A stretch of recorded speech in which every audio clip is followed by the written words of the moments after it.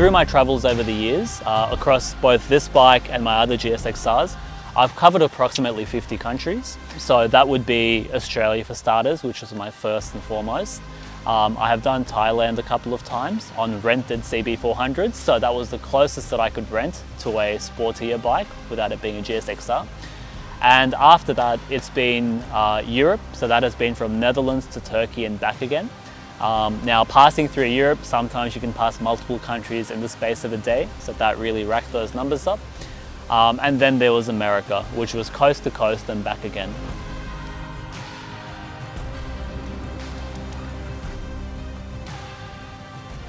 Hi, I'm Ashim, also known as 7Days1Shower, and I've been riding across the world on my GSXRs.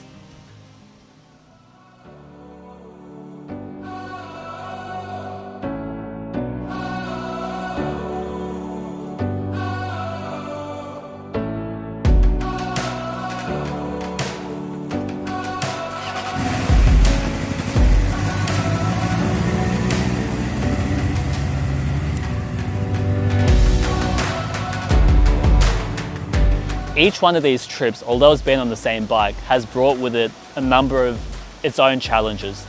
So in Southeast Asia, there were language challenges. When I rode the Indian Himalayas, there was a lot of difficult off-road terrain, as well as high altitude, which had low oxygen. Riding in America was far from home for a long period of time, so again, I had to have that preparation and reliability of what I had prepared.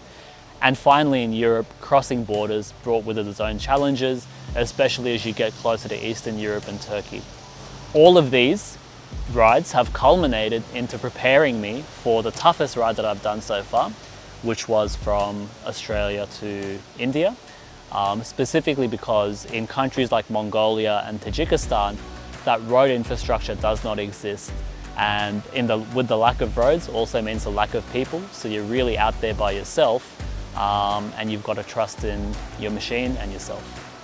So the reason I chose a GSXR for this trip is this is my first bike. So as soon as I came off my Ps, I jumped onto Google, I went into image search for, suitable first bikes, and this is one of the ones that came up. I liked how it looked, so the first bike I saw, I purchased it, and it was initially my weekend bike, then my track bike, and unfortunately I crashed the track. What that also meant is I stopped caring about getting scratches on the bike. So I just started sending it, taking it up trails, taking it for long distance rides, and slowly built up that endurance of just getting used to this bike, but at the same time taking what I have and not going out and buying another bike. That being said, this particular bike, being my first bike, is a 2007 GSXR 600.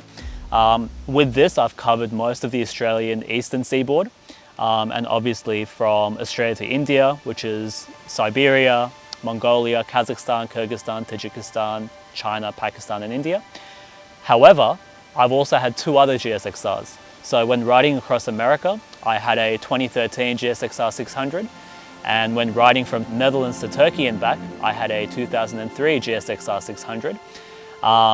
And there was no reason for me to purchase those other than just being somewhat stupidly loyal to the brand and being stubborn and sticking with wanting to continue traveling on GSXRs. Taking a bike like this on epic trips is a terrible idea, but unfortunately I am a bit stubborn, so once I start with something, I insist on sticking with it.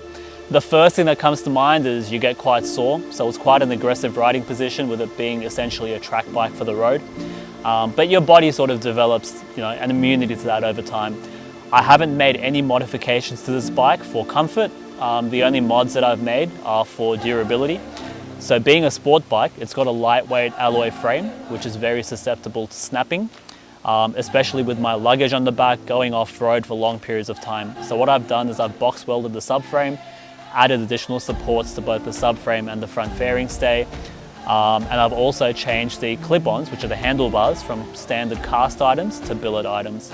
I've retained the angle because a lot of people do rise them for comfort, but I've chosen not to do that because I love the look of the bike the way it is. And finally, I've added some 50/50 off-road tyres just to help with traction in some of the sandier and muddier parts that I come across.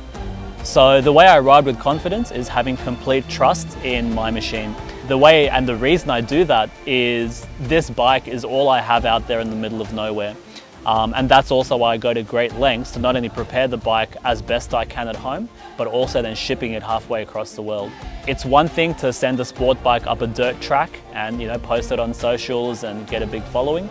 But when this bike is all that I have with everything that I own on it, being crucial to my survival out there, I have to ensure that it's prepared to the best of my ability, and I have the confidence in that machine to take me from not only point A to point B, but across everything in between as well. Bendix Moto. Ride with confidence.